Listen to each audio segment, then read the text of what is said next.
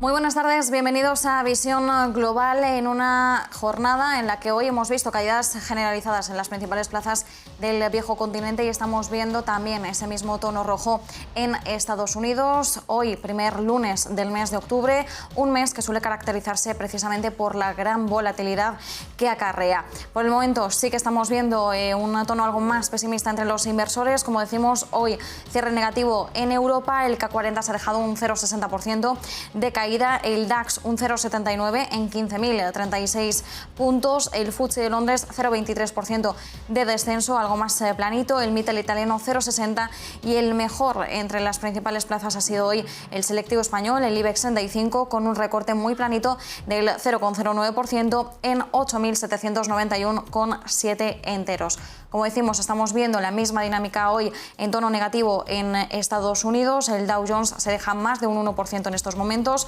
1,37 el Standard & Poor's 500 en 4.297 puntos y el peor, el índice tecnológico, el Nasdaq 100, que ya se deja un 2,29%, 14.453 puntos. Es momento de saludar al otro lado del charco a nuestro compañero José Ricardo Rangel. José Ricardo, bueno, buenas tardes desde Madrid, buenos días para ti que estás en México. ¿Cómo se está cociendo la media sesión allí? Muy buenas tardes, Marta. Bueno, pues te comparto rápido los números aquí en la pantalla. Estamos, si bien en terrenos negativos, creo que no estamos tan agresivamente como nuestros pares estadounidenses, que como bien comentas, el Nasdaq está en 2.20 a la baja. Nosotros estamos cotizando en el índice de precios y cotizaciones, que es el que tiene mayor dinamismo en el mercado de valores, con 0.28 a la baja. Principalmente esto se debe a sectores como lo es la administración, el sector aeroportuario, con Grupo Aeroportuario del Sureste, que ya lo hemos comentado aquí, que tiene penetración en una de las zonas de más turismo aquí en México, que es Cancún, y todo el sureste de el país. La parte de cementos con Grupo Chihuahua con 1.25 a la baja, la parte de consumo en la sección de Bimbo, esta industria de panificadora con 1.19 a la baja, y vaya, la parte de embotelladoras con KOF, Coca-Cola, con 1% a la baja. No estamos, yo creo que tan agresivos como nuestros pares estadounidenses. Vamos a ver cómo se comporta, cómo cierra el mercado a lo largo de este día. Y bien, nada más como dato, celebrando este día de educación financiera, nosotros tenemos, ha crecido la penetración, el incremento de los contratos de intermediación en las casas de bolsa aquí en México, es decir, la capacidad para poder operar de todos los ciudadanos aquí en México. Yo creo que aquí el principal reto, y vamos a estar muy atentos en este año cómo se desenvuelve, va a ser la calidad, precisamente esta educación financiera que penetre y que estas cuentas de intermediación no nada más se queden abiertas, sino que generen la propia rentabilidad y el conocimiento de cada uno de las personas que lo tienen, para que pues vaya, incrementen su patrimonio. Y bueno, pues la verdad es que muy contento porque tenemos un invitado que de verdad me place muchísimo, con un tema pues vaya, que aquí se dio el día viernes con respecto a la reforma energética, que es importantísimo platicar de ella y sobre todo el impacto económico. Y para eso, por favor, los honores, mi querida Marta. Por supuesto, José Ricardo. Bueno, pues tenemos con nosotros a Alexis Emilio Caraza, es economista, y bueno, vamos a hablar sobre todo de la reforma energética que ahora mismo se cierne sobre México y del impacto económico que puede acarrear. Alexis, muchísimas gracias por acompañarnos estos minutos en Visión Global. No, gracias a ustedes, Marta, Ricardo, un gusto. Alexis, sí que me gustaría que nos explicaras, para entender la magnitud del impacto económico de esta reforma, ¿de qué consta esta reforma energética en concreto? Y qué bueno que empiezas por lo general, porque creo que es importante entender qué es lo que está sobre la mesa. Como ustedes probablemente recordarán, en 2014 México tuvo una reforma energética profunda. Y digo profunda porque cambiaba la Constitución básicamente para abrir el sector energético, tanto en la parte de producción y distribución de combustibles, también en la parte eléctrica, abrir todo eso a la inversión privada, con algunas limitantes, pero de alguna manera se abría el sector, la industria energética en México a la participación privada. Fue, digamos, una reforma que en su momento le dio pues grandes esperanzas, grandes vuelos a la economía mexicana. Obviamente iba a llevar tiempo para que esto se materializara, pero en esas estamos, ¿no? Ahora, ¿qué hace la reforma que, como bien mencionaba Ricardo, fue anunciada, fue enviada al Congreso el viernes pasado? Básicamente deshace la reforma energética que pasó en 2014, ¿sí? Y esta obviamente con un mayor énfasis en el sector eléctrico, más sin embargo toca otras áreas importantes de la actividad energética. A grandes rasgos, ¿qué es lo que hace? Pues bueno, varias cosas, ¿sí?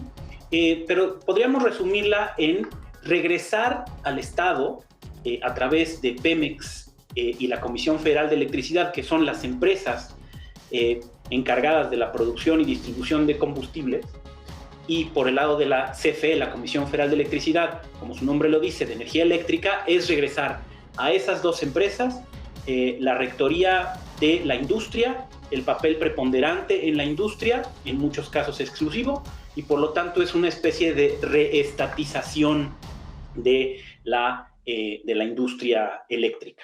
En términos generales, digamos, mencionando los principales puntos, Pemex y CFE dejan de ser empresas del Estado para regresar plenamente al Estado, se convierten propiamente en organismos del Estado.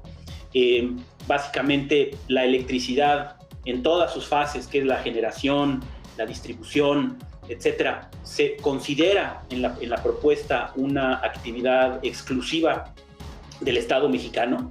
De alguna manera, como les decía, la CFE regresa a ser el responsable de todas las fases de producción y distribución de electricidad. Se eliminan los órganos reguladores que se habían creado en la reforma de 2014 y estas actividades de regulación regresan a los respectivos ministerios que más que regulación marcarán, por lo tanto, la política energética. De alguna manera también cambia la forma en que la regulación priorizaba las fuentes de electricidad, las fuentes de producción de electricidad, porque regresa a la CFE el carácter de productor primario y por lo tanto la CFE utilizará sus instalaciones, utilizará su infraestructura, la cual pues obviamente es vieja, tiene algún grado de obsolescencia. Obviamente está conformada principalmente por plantas de generación utilizando combustibles fósiles, por lo tanto son energías más sucias. Es decir, en cierto modo es una reforma que al cambiar la operación de la Comisión Federal de Electricidad, pues está regresando el reloj en México un poco a energías más sucias y esto, por lo tanto, para algunos va a tener pues, una connotación importante desde el punto de vista ambiental, ¿no? Ahora, y probablemente lo más importante es que la reforma de 2014, que estaba abriendo la puerta para una mayor competencia por la participación de actores privados en la generación de electricidad, pues esa puerta se vuelve a cerrar y las condiciones de competencia en México, por lo tanto, se van a deteriorar, ¿no?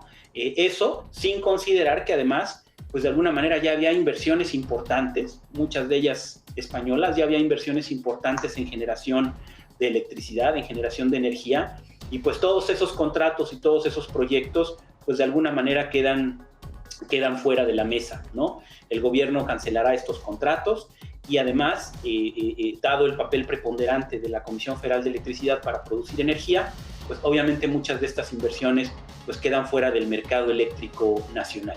Les diría que a grandes rasgos esos son los cambios que propone, que están incluidos en la propuesta, y lo cual pues va a llevar a una serie de controversias importantes, tanto en la discusión de la política energética, pero como también algunas controversias más de carácter formal por la posible violación que esto implica para México de ciertos tratados comerciales, sobre todo el tratado que recientemente fue aprobado con Estados Unidos y con Canadá.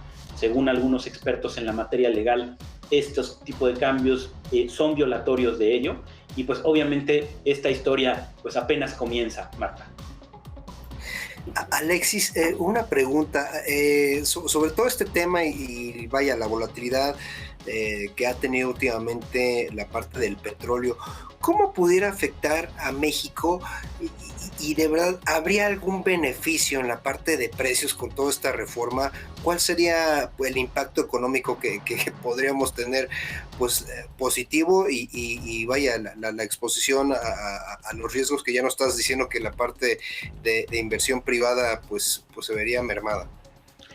Mira, Ricardo, yo creo que hay dos grandes efectos negativos desde el punto de vista económico. En primer lugar, la CFE, por tener plantas más viejas, obsoletas, enfrenta un costo de producción más alto, ¿sí? Y por lo tanto, pues en México vamos a estar produciendo energía menos limpia o más sucia y también más cara. Y esto evidentemente pues va a tener un impacto negativo sobre la competitividad de la economía mexicana, y esto pues, obviamente se traduce en el mediano y largo plazo pues en mayores costos de producción para las empresas, en mayores precios de la energía eléctrica para los consumidores finales, etc. Ese es un primer impacto negativo. El otro impacto negativo es que en la medida en que el gobierno quiera o sea reticente a transferir el impacto del mayor costo de producción a los consumidores finales, principalmente a los hogares, se va a empezar a generar un desequilibrio fuerte en finanzas públicas, porque el gobierno va a tener que subsidiar la electricidad, ¿sí? El gobierno va a tener que aumentar el monto de los subsidios que da la Comisión Federal de Electricidad para que la compañía se mantenga viable financieramente hablando, y esto pues obviamente va a generar un desequilibrio en finanzas públicas en un momento en donde, pues como ustedes saben, las cosas son complicadas en el mundo. Las tasas de interés están subiendo, como tú bien mencionabas y Marta lo decía en la introducción, pues hay una mayor volatilidad en los mercados, y en ese contexto es en el cual pues de alguna manera México retrocede en términos de sus finanzas públicas y en términos de tener que subsidiar la electricidad, pues en un país de 130 millones de habitantes, pues no es poca cosa. Les diría que esos son los dos efectos económicos principales: pérdida de competitividad y deterioro de las finanzas públicas. Finalmente, Alexis, la parte de los sectores, ¿qué sectores podríamos ver que pues vaya, van a tener mayor impacto, independientemente del sector energético que ya nos comentaste? Mira, Ricardo, yo te diría que un poco en la pregunta que tú haces, quizá lo más preocupante es que con este cambio México muestra una vez más pues cierta da incertidumbre a las grandes empresas, a los capitales mundiales sobre la dirección de la política económica, ¿sí? Así como lo vimos en la cancelación del aeropuerto, en algunas otras cuestiones que tuvieron que ver con razones políticas del gobierno, pues esto una vez más pues muestra que quizá México no es un país completamente predecible, muestra que quizá la inversión extranjera en México está sujeta a mayores vaivenes o a un mayor grado de incertidumbre del que se había anticipado, y pues esto de entrada es muy probable que tenga un impacto negativo en todas aquellas industrias que requieran grandes montos de capital invertidos a un plazo largo, ¿no? Entonces, yo te diría que todo esto va más allá de lo que pudiera verse directamente afectado por las cuestiones energéticas. Esto probablemente va más allá y seguramente tendrá un impacto en la volatilidad y en el riesgo país percibido.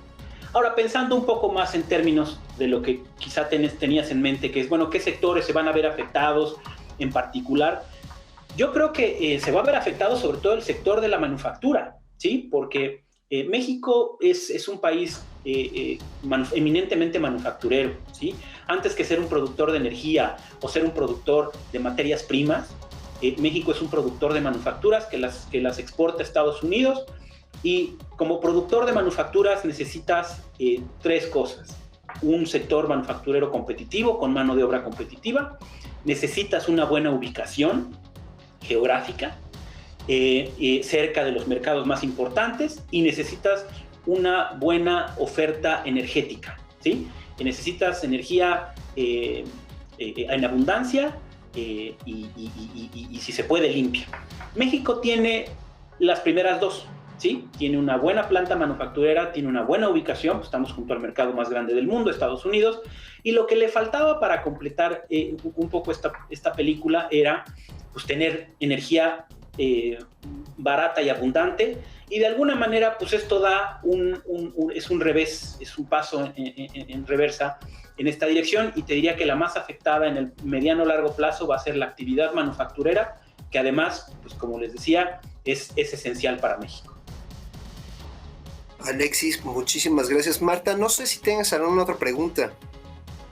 Pues eso sería todo por mi parte también. Muy interesante la reflexión, sobre todo, pues como indicaba ahora Alexis en esto último, el impacto que esto puede tener en ese objetivo de conseguir esa energía barata y abundante, el impacto que puede tener esto en la manufactura de México, que al final era uno de los puntos fuertes, ¿no? Indicaba la buena planta manufacturera, también la buena ubicación.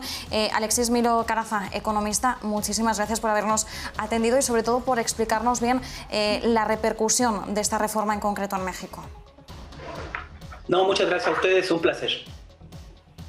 Gracias, Alexis, un fuerte abrazo. Gracias, Ricardo, gracias, Marta. Marta, muchísimas nos vemos el día de gracias, mañana. José Ricardo. Nos vemos mañana, seguimos con esa conexión habitual de todos los días con México aquí en Visión Global, y ahora pues nos toca ya también al otro lado del charco conectar con Estados Unidos, en concreto con nuestra corresponsal Priscila Bococo y con la entrevista que nos trae hoy. Nosotros nos despedimos hasta mañana con más Visión Global.